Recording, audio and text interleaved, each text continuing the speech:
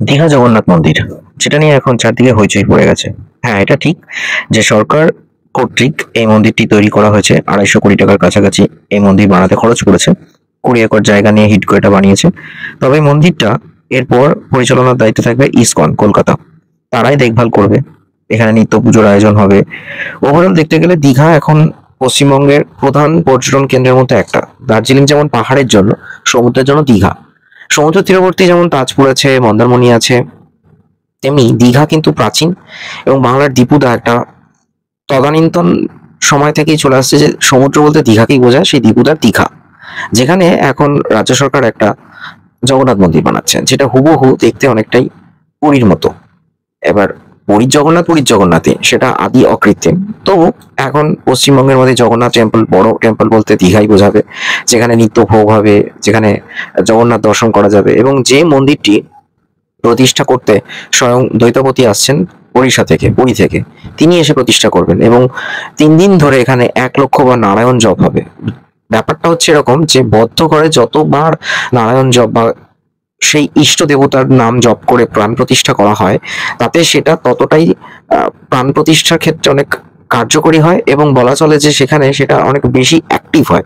Because এটা scientifically জানা গেছে যে কোনো বদ্ধ ঘরে যদি আমরা জব করি, তাহলে জব করতে করতে ইটসেলফ এটা একটা ভেতর থেকে নিজস্ব শক্তি পায় এবং সেটা সেখানের মধ্যেই বদ্ধ থাকে, যার জন্য সেটা পুরোটাই অ্যাবজর্ব করে সেই মূর্তিগুলো। অর্থাৎ এখানে জগন্নাথ, সুভদ্রা এবং বলরাম যিনি রয়েছেন, তারা সেগুলো অ্যাবজর্ব করবে। এটা সায়েন্টিফিক্যালি বলছি, প্র্যাকটিক্যালি কি হবে আমি জানি না। বাট ঘটনা হচ্ছে যে দীঘার কে কেন্দ্র করে যে এই মন্দিরটা হয়েছে এবং দীঘাতে এই মন্দিরটা হওয়ার ফলে ওখানকার মানুষের রুটি রোজগার আমূল পরিবর্তন হবে।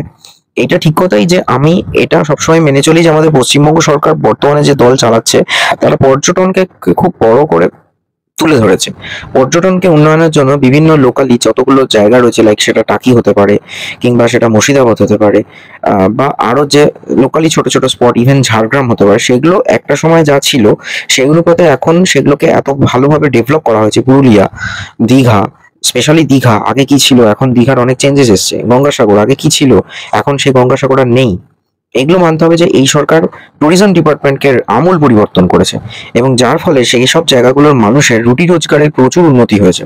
কেন, সেখানে বাইরে থেকে যত লোক আসবে, ন্যাচারালি সেখানকার ট্রান্সপোর্টে, লাইক অটো হোক, টোটো হোক, লোকাল ট্রান্সপোর্ট, তারা জায়গাটা ভিজিট করবে, সাইট সিন করবে। সেরকমই খাবারের দোকান, হোটেল, রেস্তোরাঁ এগুলো আরো ফুলে ফেপে উঠবে। আর দীঘার মতো এখানে যদি একটা বড় জগন্নাথ মন্দির হয়, তো ন্যাচারালি সেটা একটা ধার্মিক স্থান হবে, সংখ্যাটা আরো বাড়বে। এবং তার সাথে কি হবে, পূজা সামগ্রীর দোকানগুলোও বড়ভাবে গড়ে উঠবে। তো সামগ্রিকভাবে দীঘার কিন্তু উন্নতি আরো হবে। কেন, দীঘা সত্যি কথা বলতে কি এখন দীঘা একটা কস্টলি জায়গার মধ্যে চলে গেছে, সেখানে মানুষের যথেষ্ট পরিমাণ টাকা নিয়ে যেতে হয়, সেখানকার হোটেল চার্জেস অনেক বেড়ে গেছে। তো হয়তো ইন ফিউচারে আরেকটু বাড়বে, তবে দীঘার ব্যাপ্তি বাড়ছে, পশ্চিমবঙ্গের ব্যাপ্তি বাড়ছে অ্যাজ এ ট্যুরিজম সেক্টরে, এবং তার সাথে মেদিনীপুর ডিস্ট্রিক্টের অনেকটাই উন্নতি হবে। তো এটা ঠিক কথাই, আজ থেকে 20-25 বছর পর হয়তো দীঘা আরো চেনাই যাবে না। এই মন্দিরটা হওয়ার ফলে যেমন রাস্তাঘাটের উন্নতি হয়েছে, আশপাশে বসার জায়গা হবে এবং এই স্পেশালি মন্দিরটা যা যা রিচুয়ালস আছে, যেমন এখানে 4টে দুয়ার করা হয়েছে পুরো পুরীর মন্দিরের মতো। সামনে একটা সিংহদ্বার, ব্যাঘ্র দুয়ার, তার সাথে রয়েছে আরো হস্তি দুয়ার। এবং যে পরিস্থিতি এবং নতুন যে স্থাপত্য শিল্প বেলে পাথর দিয়ে মন্দিরটি বানানো হয়েছে, তার কারুকার্য এতটাই আকর্ষণীয়, রাতের বেলা যখন লাইটিং এফেক্টস গুলো হচ্ছে দেখে সত্যি খুব ভালো লাগছে। এবং প্রত্যেকেই হয়তো চাইবে যে একবার হলো দীঘার এই মন্দিরটি ঘুরে আসা, যার জন্য নতুন করে পূর্ব রেল কিছু ট্রেন চালাচ্ছে এক্সট্রা, পাঁশকুড়া থেকে, হাওড়া থেকে, পাশাপাশি তারাপীঠ থেকে এক্সট্রা বাস চলছে, দক্ষিণবঙ্গের নতুন বাস চালু করেছে, রামপুরহাট থেকেও বাস দিয়েছে। তো সব জায়গা থেকে দীঘার কানেকশন যাতে আরো বিল্ড আপ হয়, ইজিলি ট্রান্সপোর্ট করা যায়, সেটা রাজ্য সরকার দেখছে।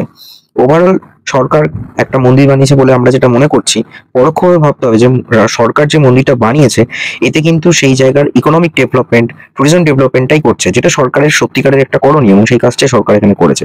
প্রত্যক্ষভাবে না হোক পরোক্ষভাবে যে রাজ্যের উন্নয়নের সরকার স্পেশালি ট্যুরিজম ডিপার্টমেন্ট যেভাবে উঠেছে, এবং সত্যি কথা বলতে এগুলোর ফলে হোটেল ইন্ডাস্ট্রি বলুন, আনুষঙ্গিক যে পারিপার্শ্বিক উন্নতিটা হচ্ছে, সেটাও মানতে হবে। সো আমার মনে হয় এটা সত্যি খুব ভালো কাজ করেছে। ক্রিটিসাইজ না করে আমার মনে হয় সেটা নিয়ে প্রশংসা করাই উচিত। Stay tuned mock stories.